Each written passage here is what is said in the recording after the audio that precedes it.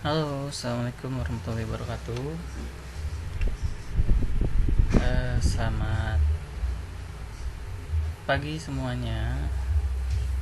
Ketemu lagi dalam pelajaran bahasa Inggris. Tentunya karena saya baru pertama kali ngajar di kelas PBN ini, banyak yang belum saya kenal ataupun mungkin teman-teman juga belum pada kenal sama saya, sehingga di sini saya akan coba kasih untuk session introduction dulu. Ya, lihat, boleh kalian perhatikan secara sama, ada nama, kemudian nama panggilan, mengajar mata pelajaran apa, dan juga tempat tinggal saya, dan juga nah ini perkenalannya ya. Okay, my name Taryono, you can call me Mr. T. I teach here in English material, and also my address in Perum, Bilabat Mata, Blok CC2 number 12, Sumberjaya Village, Tambun Selatan. Alright, I will continue our discussion. Yeah, for the chapter 1, I have a theme for you that is biography text.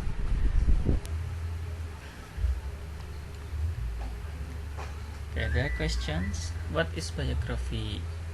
Apa itu biografi? Mungkin dari teman-teman semua sudah sering sekali mendengar kata ini, kemudian sering membaca, sering melihat, bahkan sering membuat, mungkin ya. Apa sih itu biografi? Ya, dalam bentuk sederhananya bahwa biografi ini berasal dari dua kata, yaitu bias dan juga grafia.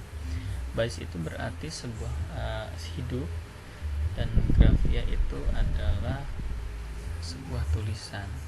Nah, artinya apa?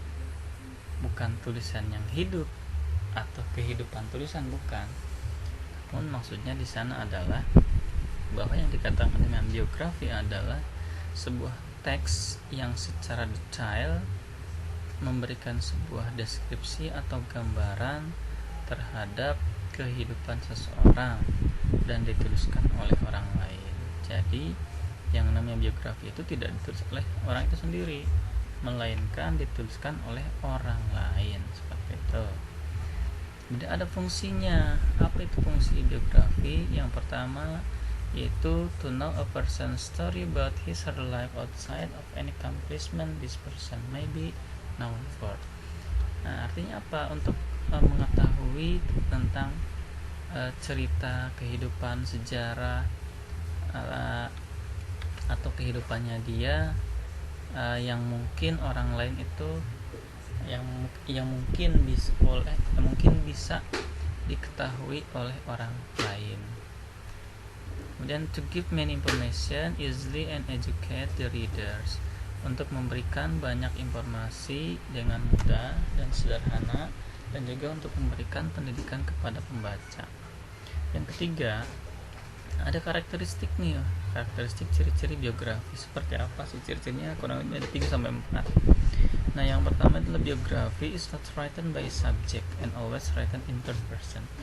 Nah, yang pertama, biografi ini dituliskan tidak dengan orang secara langsung, namun selalu dituliskan dengan menggunakan kata ganti orang ketiga.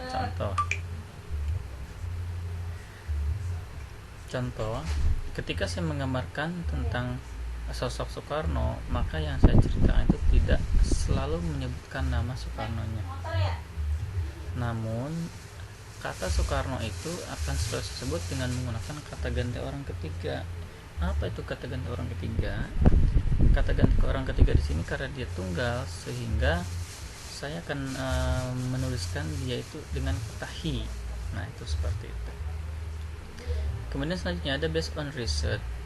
Dalam kita menceritakan sebuah biografi seseorang atau riwayat hidup seseorang, maka kita harus berdasarkan pengamatan secara cermat, tidak asal-asalan dan tidak sembarangan, harus sesuai dengan faktanya. Nah, yang selanjutnya adalah mendeskripsikan seorang tersebut secara keseluruhannya. Ya, di sana diceritakan ada where, when, how the person lived. Jadi orang itu diceritakan dari mana asalnya, kapan dilahirkannya, kemudian bagaimana dengan kehidupannya, diceritakan secara detail. Maksudnya apa? Maksudnya adalah untuk mengetahui secara langsung tentang informasi yang akan kita ceritakan. Kemudian yang terakhir adalah use vivid language to narrate event. Kita harus menggunakan bahasa yang jelas. Vivid itu artinya jelas, yang lugas, yang dapat dimengerti, yang sederhana tapi formal, untuk menarasikan setiap kejadian-kejadian yang terdapat di biografi yang kita buat. Kita menuju ke session selanjutnya, yaitu tentang generic structure. Apa itu generic structure? Nah, generic structure adalah susunan dari sebuah biografi yang akan kita susun. Nah, yang namanya generic structure atau struktur daripada teks biografi ini ada 3. Yang pertama ada orientation. Orientation merupakan sebuah introduction. Apa introduction? Introduction itu merupakan sebuah perkenalan yang mana tadi disebutkan ada where, when, kemudian how. Nah, itu biasa disebutkan dalam bentuk tahapan paragraf pertama di bagian depan, bagian awal sebuah biografi tokoh atau seorang. It is the opening paragraph, gives the reader the background information of the person. Jadi di sini itu merupakan sebuah paragraf pembuka yang mana memberikan informasi kepada pembaca tentang latar belakang informasi dari seseorang yang kita buatkan biografinya. Kemudian ada events, ya. Struktur yang kedua itu ada event. Apa itu event? Event itu adalah sebuah runtutan cerita, ya, atau informasi lebih detailnya. In event should be chronological order. Nah, di sini setiap kejadian itu diurutkan secara kronologi, tidak acak-acak, tidak loncat-loncat. Ya, artinya kalau kita mengurutkan angka itu dari 1 sampai 10. Tidak 1, 3, 5, 2, 4, 9, 7, enggak.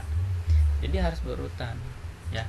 Kalau misalkan menceritakan dari tahun pertama, dari tahun lahir dia tahun 90, kemudian kita ceritakan lagi di 91, kemudian ceritakan lagi di 92, kemudian kan ceritakan lagi di 93 dan selanjutnya sampai dia meninggal.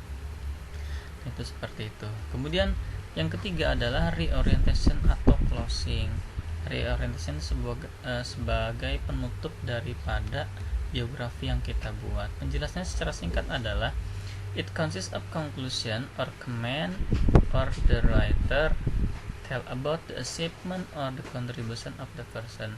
Ini berisikan tentang sebuah kesimpulan atau pandangan daripada penulis. Bisa juga menceritakan tentang penghargaan atau kontribusi dari orang kepada orang tersebut. Nah, untuk reorientation sendiri ini boleh ada, boleh tidak, ya, tergantung daripada yang menulis biografi tersebut. Artinya apa? Yang namanya kesimpulan, yang namanya pandangan penulis terhadap tokoh itu ya tergantung kembali ke masing-masing orangnya, ya. Kalau mungkin menurut penulis itu penting adanya kesimpulan atau pandangan terhadap tokoh, ya silahkan tuliskan. Kalaupun tidak, ya tidak apa-apa, tidak jadi masalah. Semuanya itu akan lebih baik, mungkin ya tergantung ke perawatnya, ya, seperti itu. Kemudian yang selanjutnya adalah tentang grammar and language features. Apa itu grammar and language features? Nah, ini ciri-ciri bahasanya, ciri-ciri kebahasaan yang sering kita gunakan pada saat membuat sebuah biografi. Yang pertama adalah menggunakan simple past tense. Ya, simple past tense dalam urutan tesis ada di urutan kelima. Ya, contoh, she lived in Bekasi with her family. Nah, ada kata yang digaris bawahi, dimiringkan, dan jadi ditebalkan. Itu merupakan ciri identik dari bentuk past tense. Karena bentuk past tense itu selalu menggunakan kata kerja bentuk kedua. Ingat, dalam pembentukan kata kerja bentuk kedua itu ada yang regular, ada yang irregular. nanti kalian bisa lihat kamus ya untuk lebih lengkapnya apa itu regular, apa itu irregular. Kemudian contoh selanjutnya ada he was born on April. Nah, dia dilahirkan pada bulan April tanggal 20 tahun 1988. Sama kata yang digaris bawahi dan ditebal miringkan itu merupakan contoh dari bentuk kata simple past tense-nya. Kemudian language feature yang selanjutnya ada temporal sequence atau ada urutan waktu dan temporal conjunction. Jadi ada keterangan waktunya atau kata penghubungnya. Contoh, his father was died when he was child. Nah, ada kata was died when he was child. Nah, ini merupakan sebuah kata yang temporer itu sementara. Artinya ada kata keterangan waktu untuk menghubungkan sebuah dua kalimat. Nah, ada kata when he was child di sana. Kemudian ciri yang selanjutnya adalah ada focus on specific participation. Maksud seperti apa? Use an action verb. Jadi dalam membuat sebuah biografi itu selalu terfokus pada sebuah kata yang mengandung sebuah unsur gerak atau kata kerja. Contoh, he spends his study time in his hometown. He spent his study time in his hometown itu dia menghabiskan waktu belajarnya di kampung halaman. Contoh lain adalah he worked in several company in Jakarta for 10 years. Ya, dia bekerja di beberapa perusahaan di Jakarta selama 10. Nah, itu mungkin yang bisa saya sampaikan terkait ya. Ini ada contoh ya. Contoh daripada orientation.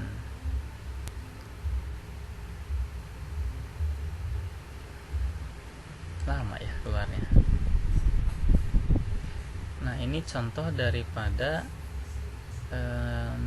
events ya, di yang kalian tulis kemarin sudah ada, tinggal kalian dibaca, pahami lagi. Ini contoh-contohnya dan ini reorientation. Untuk bagian ini bisa dianggap penting atau tidak, boleh ada atau tidak ya. Tapi kalau kita mengacu ke generic structure-nya atau struktur teksnya memang ini ada ya, tapi dibolehkan, boleh ada atau tidak tergantung pandangan daripada yang menulis. Mungkin itu yang bisa saya sampaikan pada kesempatan hari ini. Kurang lebihnya mohon maaf. Silahkan boleh dipertanyakan di grupnya, didiskusikan terkait materi yang barusan saya sampaikan. Atas perhatiannya saya ucapkan terima kasih. Wassalamualaikum warahmatullahi wabarakatuh.